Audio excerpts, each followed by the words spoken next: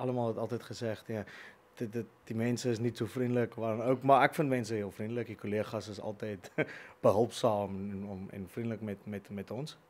Dus ja, ik vind het beter als wat mensen ja, voor ons vertellen.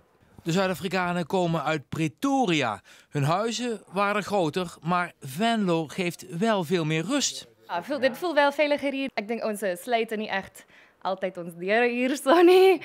Waar terug in Zuid-Afrika moet je je deuren sluiten, ja.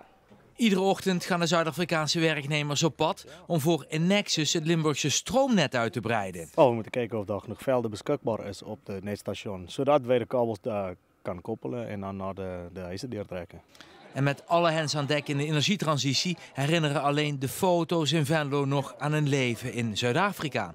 Het is toch nog even wennen aan die rare Nederlandse gewoonten. Het is goed, dus hagelslag was mij heel vreemd.